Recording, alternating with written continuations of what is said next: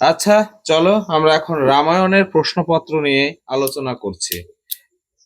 তাহলে রামায়ণের রচনাকার, রামায়ণ কে রচনা করেছে? রামায়ণ রচনা করেছে বাল্মীকি। বাল্মীকির পিতার নাম কি? বাল্মীকির পিতার নাম ছিল চবন ঋষি। বাল্মীকির মায়ের নাম কি? বলো, বাল্মীকির মায়ের নাম কি ছিল? সুকন্যা। আবার বলা হয়েছে তিনি প্রচেতার দশম পুত্র ছিলেন। যাই হোক, রামায়ণের পরিচ্ছদকে কি বলে? রামায়ণের পরিচ্ছদ বিভাগকে কি বলা হয়? রামায়ণে কয়টি কাণ্ড আছে? 7টি কাণ্ড আছে। আদি কাণ্ড বা বালকাণ্ড, অযোধ্যা কাণ্ড, অরণ্য কাণ্ড, কিষ্কিন্ধা কাণ্ড, সুন্দর কাণ্ড বা লঙ্কা কাণ্ড, সুন্দর কাণ্ড, লঙ্কা কাণ্ড বা যুদ্ধকাণ্ড এবং উত্তরকাণ্ড। এই 7টি কাণ্ডের মধ্যে কোন দুটি কাণ্ড প্রক্ষিপ্ত? প্রথম এবং সপ্তম কাণ্ড দুটি প্রক্ষিপ্ত। কেন? কিভাবে যুক্তি পাওয়া যায় যে না, এই প্রথম এবং সপ্তম কাণ্ডের যে ভাবভাষা, রচনা শৈলী, সেগুলো অন্য অন্য কাণ্ডের থেকে আলাদা? তাছাড়া এই দুটি কাণ্ডে রামচন্দ্রের ওপর দেবত্ব আরোপিত হয়েছে। তিনি একজন সাধারণ মানুষ না, তার মধ্যে অলৌকিক ক্ষমতা দেখানো হয়েছে। কিন্তু দ্বিতীয় থেকে ষষ্ঠ কাণ্ড অবধি তিনি কিন্তু একজন সাধারণ মানুষ। তাই এই সব সিদ্ধান্ত রয়েছে। তাছাড়াও বালি দ্বীপে প্রাপ্ত রামায়ণের সপ্তম কাণ্ড অনুপস্থিত। এই দিক থেকে বলা হচ্ছে রামায়ণের প্রথম এবং সপ্তম কাণ্ড দুটি প্রক্ষিপ্ত। তাহলে রামায়ণের প্রক্ষিপ্ত কাণ্ড হচ্ছে বালকাণ্ড এবং উত্তরকাণ্ড। রাম কাহিনী প্রথম বিবৃতি করেন, রাম কাহিনী প্রথম বিবৃতি করেন কে? ব্রহ্মা। এখানে তোমাদের একটা দারুণ প্রশ্ন হবে, সেইটা ভুল করবে না কেউ, আমি লিখে দিচ্ছি। এক হচ্ছে আদেশ, আদেশ, আর 2 হচ্ছে উপদেশ। আদেশ আর উপদেশ দুটো ভিন্ন কথা। আমি কাউকে আদেশ করছি, আদেশ তার উপরেই করা যায় যে অধস্তন, মানে সে কথাটা মানবেই, তাকে আদেশ করা যায়। আর উপদেশ, উপদেশ এমন একটা বিষয়, উপদেশ দেওয়া যেতে পারে, সেটা সে মানতেও পারে, নাও মানতে পারে, কিন্তু আদেশ যাকে করা হবে তাই কিন্তু সেটা মানতেই হবে। তো এখানে প্রশ্ন হয়, এই যে রামায়ণ রচনার আদেশ দেন কে? রামায়ণ রচনা করার জন্য বাল্মীকিকে আদেশ দেন কে? আদেশ দেন হচ্ছে ব্রহ্মা। আর উপদেশ দেন কে? নারদ। তাহলে ব্রহ্মার আদেশে, নারদের উপদেশে মহর্ষি বাল্মীকি শ্রীমৎ রামায়ণ সংস্কৃত ভাষায় রচনা করেন। আর এই রামায়ণ হচ্ছে সংস্কৃত লৌকিক সাহিত্যের আদিতম গ্রন্থ। তাই রামায়ণকে আদিকাব্য বলা হয় এবং রামায়ণের রচয়িতা বাল্মীকিকে আদি কবি বলা হয়ে থাকে। তো যাই হোক, এখানে এই যে ব্রহ্মার আদেশে বাল্মীকি রামায়ণ রচনা করলেন এবং ব্রহ্মা রামায়ণ সম্পর্কে একটা প্রশংসা গীত বলেছিলেন, বা রামায়ণ সম্পর্কে তার একটা আশীর্বচন রয়েছে। সেই আশীর্বচনটা কি?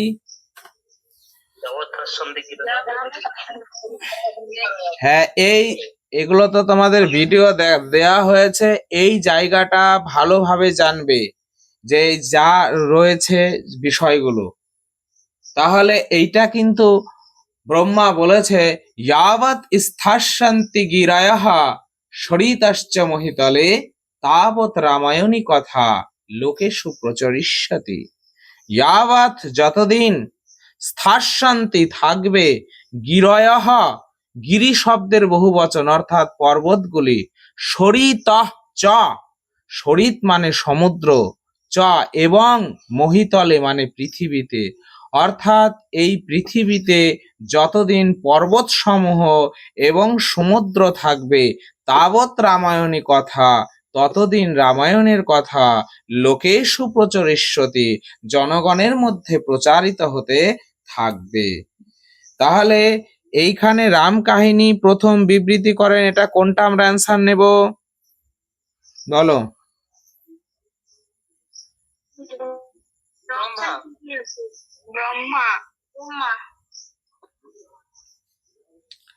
রামায়ণের অপর নাম কি?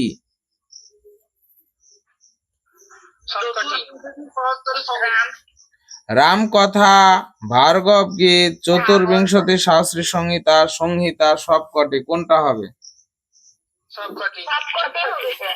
সবকটি। আচ্ছা, এই যে পৌলস্ত্যবধ, কার নাম পৌলস্ত্যবধ? রামায়ণের নাম পুলস্ত্যবধ, মানে রাবণের বাবার নাম ছিল বিশ্বশ্রবা মুনি, আর বিশ্বশ্রবা মুনির বাবার নাম ছিল হচ্ছে পুলস্ত্য মুনি, অর্থাৎ পুলস্ত্য মুনির নাতি হবে রাবণ। রাবণকেই বলা হয় পৌলস্ত্য।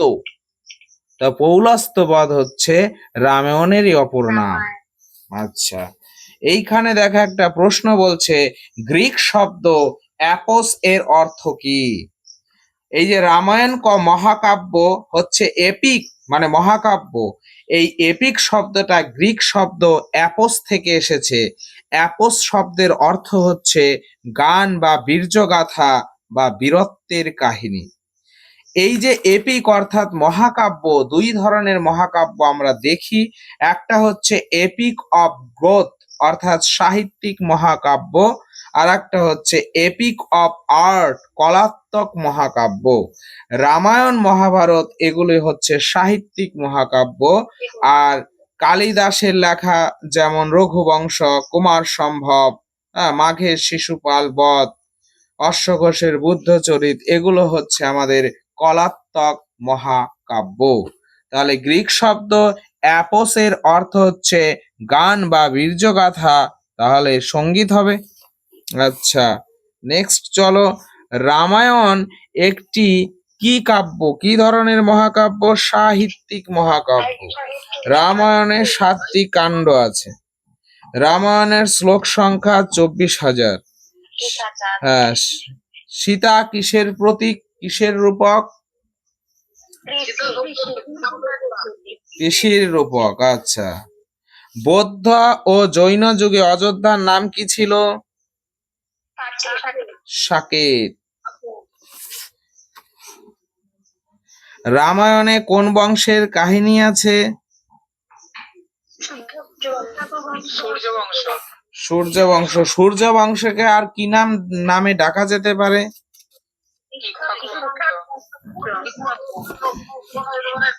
আচ্ছা, এইবার এই যে আমাদের নেপালি রামায়ণের রচয়িতা কে? আর তুলসীদাস রচিত রামায়ণের নাম কি? কোন ভাষায় লেখা? হিন্দি ভাষায়। রামায়ণ মহাকাব্যের প্রথম শব্দটি কি? তপ। আর শেষ শব্দটার নাম, শেষ শব্দটা কি? প্রবর্ধতাম। আচ্ছা, এই যে রামচন্দ্রকে কত বছরের জন্য বনবাসে যেতে হয়েছিল? 14 বছর। বনবাসের প্রথম রাত্রি রামচন্দ্র কোন নদীর তীরে কাটিয়েছিলেন? সরজ নদীর তীরে। আচ্ছা, আর কোন নদীতে রামচন্দ্র, না তমসা নদীর তীরে। আর সরজ নদীতে রামচন্দ্র বিলীন হয়ে গেছিলেন। হ্যাঁ, তার দেহ ত্যাগ করেছিলেন।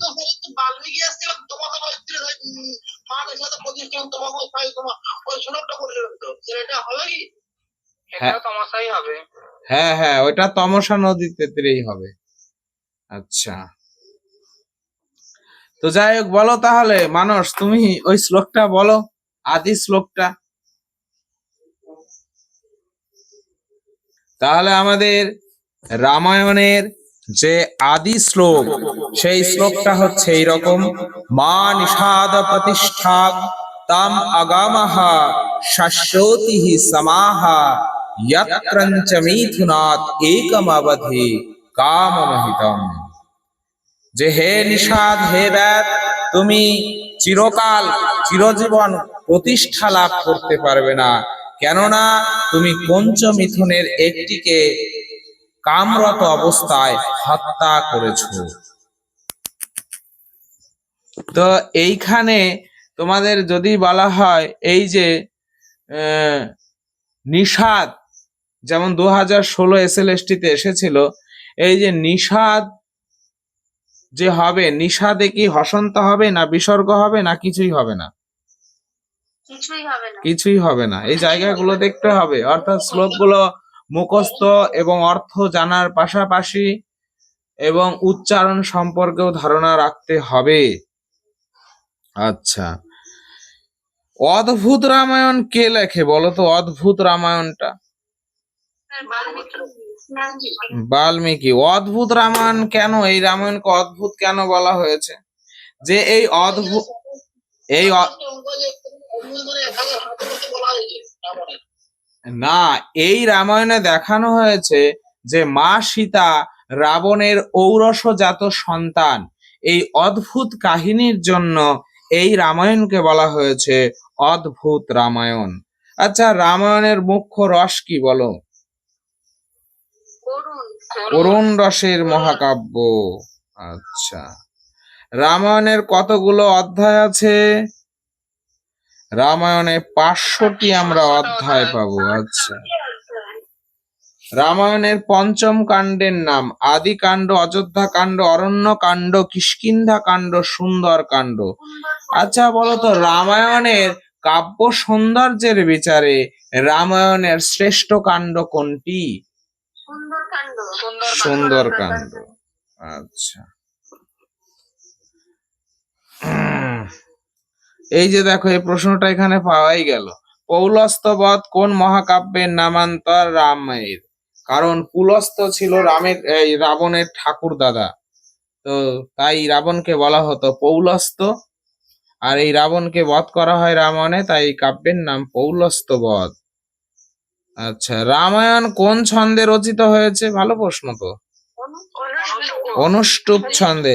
আচ্ছা, অনুষ্টুপ ছন্দের অক্ষর সংখ্যা কত? 32টি। আমাদের 7টা গায়ত্রী ছন্দ আছে, না 7টি বৈদিক ছন্দ আছে, সেগুলো কি কি?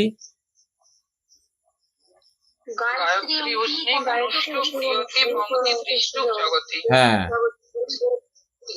তো এই 7টি আমাদের 24টা অক্ষর থেকে শুরু হবে। প্রথম হচ্ছে গায়ত্রী, তারপরে ক্রমানুযায়ী 4টা করে অক্ষর যোগ হবে। এই ধরনের একটা প্রশ্ন তোমাদের থাকতে পারে ছন্দের অক্ষর সংখ্যা নিয়ে বৈদিক সাহিত্য থেকে। আচ্ছা,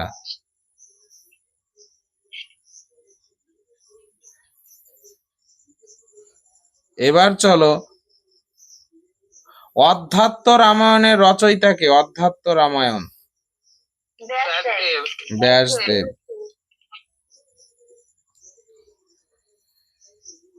আচ্ছা, সব থেকে আদি রামায়ণ কোন রামায়ণকে আদি রামায়ণ বলা হয় বলতো? না না, বাল্মীকি রামায়ণকে আদি কাব্য বলে, আমি বলেছি আদি রামায়ণ। আদি রামায়ণ বলা হয় ভূষণ্ডী রামায়ণ, এই ভূষণ্ডী রামায়ণকে বলা হয় আদি রামায়ণ, এটা মনে রাখতে হবে।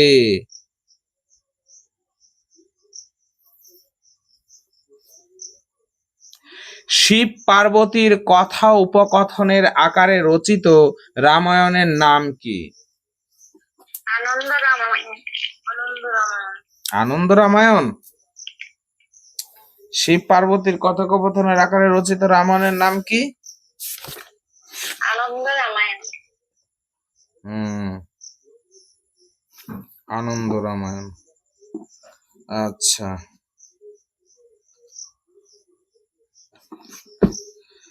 শ্রীরামচন্দ্রের বনে গমন রামায়ণের কোন কাণ্ডে দেখা যায়?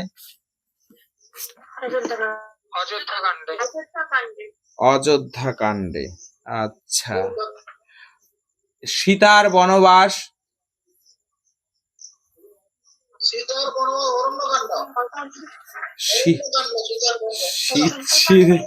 সীতার কে বনবাস?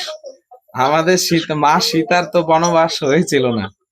আচ্ছা বলো তো, যেগুলো মূল প্রশ্ন, জটায়ুর সাথে শ্রীরামচন্দ্রের প্রথম সাক্ষাৎ হয় কোন কাণ্ডে?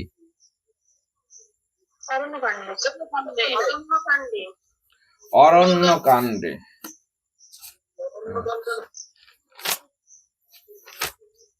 অরণ্যকাণ্ডেই তো হবে, তারপরে তো সে সংবাদ পাবে, তারপরে কিষ্কিন্ধায় যাবে, তাই না? আচ্ছা, তোমাদের এই সাতকাণ্ড রামায়ণের কাণ্ড থেকে একটা প্রশ্ন সাধারণত হয়ে থাকে, তাই সেগুলো জানতে হবে। রামায়ণের বালকাণ্ডের যে ঘটনা রয়েছে, হ্যাঁ, বালকাণ্ডকে আদিকাণ্ড বলা হয়। এখানে 1 থেকে 77টি সর্গ আছে।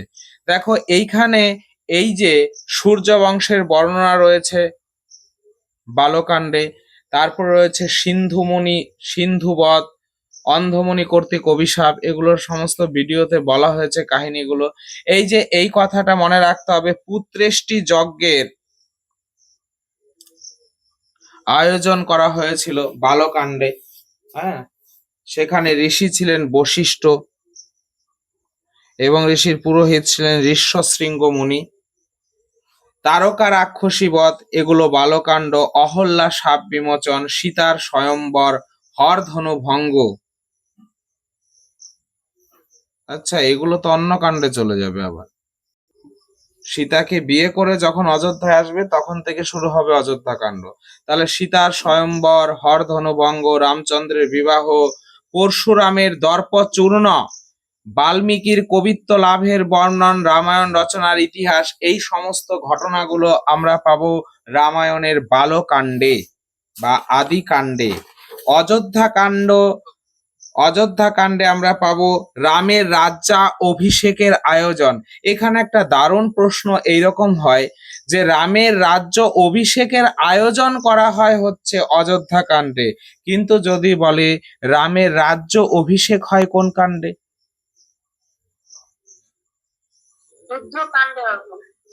হ্যাঁ, সেটা হবে যুদ্ধকাণ্ডে। রাবণকে বধ করে রামচন্দ্র পুষ্পক বিমানে মা সীতাকে নিয়ে অযোধ্যায় প্রত্যাবর্তন করলেন এবং তখন পুনরায় তাকে আবার রাজা বানানো হবে বলে তাকে আবার রাজ্যাভিষেক করানো হয়। তাহলে রাজ্যাভিষেক হয় লঙ্কা কাণ্ডে বা যুদ্ধকাণ্ডে, কিন্তু আয়োজন করা হয় হচ্ছে অযোধ্যা কাণ্ডে। মন্থরার কুপরামর্শ, কৈকেয়ীর বর প্রার্থনা, রাম সীতা লক্ষণের বনে যাওয়া, দশরথের মৃত্যু, এগুলো সব অযোধ্যা কাণ্ডে। এবং চিত্রকূট পর্বতে ভরতের গমন, নন্দীগ্রামে রামচন্দ্রের পাদুকা অভিষেক, জাবালি সংবাদ, রামচন্দ্র জাবালি ঋষির কথোপকথন রয়েছে এই তোমার অযোধ্যা কাণ্ডে। গুহক মিলন, সেখানে গুহক চণ্ডাল গঙ্গা নদীর পার করে, সেখানে একটা কাহিনী রয়েছে। আচ্ছা, এবার তৃতীয় কাণ্ডে আমরা দেখতে পাই খর দূষণ বধ করা হয়, দণ্ডকারণ্য প্রবেশ, শূর্পণখার নাসাকর্ণ ছেদন, মারিচ বধ, সীতাহরণ, এগুলো হচ্ছে অরণ্যকাণ্ডের গুরুত্বপূর্ণ বিষয়। রামের বিলাপ, জটায়ু কর্তৃক সীতার সংবাদ। এখানে আর একটা জিনিস আমরা জানবো যে এই যে সীতা যে রাবণ কর্তৃক অপহৃত হয়েছে, এই সংবাদ রামচন্দ্র কার কাছ থেকে প্রথম শুনতে পান? প্রথম জটায়ুর কাছ থেকে শুনতে পান। চতুর্থ কাণ্ডের নাম হচ্ছে কিষ্কিন্ধা কাণ্ড। এখানে সুগ্রীবের সাথে রামের মিত্রতা, আর সেখানে ঋষ্যমুখ পর্বতের বর্ণনা রয়েছে। বালি বধ করার পর তার স্ত্রী তারার বিলাপ, তারপরে সুগ্রীবের রাজা হওয়া, তার রাজ্যাভিষেক। বর্ষার বর্ণনা রয়েছে এই আমাদের এই কিষ্কিন্ধা কাণ্ডে। হনুমানের সাথে রামের প্রথম সাক্ষাৎ হয় পম্পা সরোবরে। আচ্ছা, সীতা অন্বেষণে হনুমানের যাত্রা, এটা কিন্তু কিষ্কিন্ধা কাণ্ডেই শুরু হয়। এবার পঞ্চম কাণ্ড হচ্ছে সুন্দর কাণ্ড। এখানে সমুদ্র লঙ্ঘন, শ্রীলঙ্কার সৌন্দর্য বর্ণনা সেখানে পাই। অশোক কাননে মা সীতার সাথে হনুমানের সাক্ষাৎ হয়। সীতার নিকট রামের অভিজ্ঞান প্রদর্শন, লঙ্কা দহন, এগুলো হচ্ছে সুন্দর কাণ্ডের বিষয়বস্তু। লঙ্কা দহন এটা কিন্তু সুন্দর কাণ্ডে হয়েছে। হ্যাঁ, তারপরে সেতু বন্ধন, সমুদ্রের উপরে যে সেতু বন্ধন করে নল নীল, এটা হচ্ছে আমাদের যুদ্ধকাণ্ডে পাবো। তাছাড়া বিভীষণের সাথে রামের মিত্রতা, লক্ষণের শক্তিশীল, ইন্দ্রজিৎ বল, অকাল বোধন অর্থাৎ দুর্গা পূজা, রামচন্দ্র রাবণকে বধ করার জন্য এমার্জেন্সি দুর্গা পুজো করেন, যেটাকে বলা হয় অকাল বোধন। যেই অকাল বোধনই হচ্ছে আমরা যেই দুর্গা পুজোতে মেতে উঠি সেটা হচ্ছে অকাল বোধন। আর যেটা কালের দুর্গা পূজা সেটা হচ্ছে বসন্ত ঋতুতে হয়, সেটা বাসন্তী পুজো নামে খ্যাত। রাবণ বধ, কুম্ভকর্ণ বধ, এগুলো সব যুদ্ধকাণ্ডে দেখানো হয়েছে। এইখানে যুদ্ধকাণ্ডে আরেকটা বিষয় রয়েছে, সীতার অগ্নি পরীক্ষা, রামের রাজ্য অভিষেক, রামায়ণ পাঠের ফলশ্রুতি, এইটা কিন্তু লঙ্কা কাণ্ডেই দেখানো হয়েছে। অর্থাৎ এটাও একটা স্ট্রং যুক্তি যে রামায়ণের উত্তর কাণ্ডটা বাল্মীকির লেখা নয়। কারণ দেখো, যুদ্ধকাণ্ডেই রামায়ণ পাঠের ফলশ্রুতি ঘোষিত হয়েছে। যে কোনো গ্রন্থ পাঠের ফলশ্রুতি গ্রন্থের শেষে বর্ণনা করা হয়। তাহলে এই থেকে বলা যায় ষষ্ঠ কাণ্ডেই রামায়ণ শেষ হয়েছে। সপ্তম কাণ্ড হচ্ছে সংযোজিত অংশ বা প্রক্ষিপ্ত অংশ, যেটা উত্তর কাণ্ড নামে পরিচিত। এখানে সীতা পরিত্যাগ, তমসা নদীর তীরে বাল্মীকির আশ্রমে সীতার আশ্রয়, সেখানে দুই পুত্রের জন্ম, সম্ভোগ বধ, অশ্বমেধ যজ্ঞ, সীতার পাতাল প্রবেশ, রামের সরজ নদীতে দেহত্যাগ, এই হচ্ছে রামায়ণের কাহিনী। এই রামায়ণ সম্পর্কে আমাদের অনেক ভিডিও রয়েছে, সেগুলো তাছাড়া আমি সংস্কৃত ভার্সনে কিছু তোমাদের রামায়ণ থেকে প্রশ্নপত্র দিব প্র্যাকটিস করার জন্য, সেটা তোমরা করে নেবে। ওং সর্বে ভবন্তু সুখিনা সর্বে সন্তু নিরাময়া সর্বে ভদ্রাণি পশ্যন্তু মা কশ্চিৎ দুঃখ ভাগ ভবেৎ। জয় গুরু শম্ভু।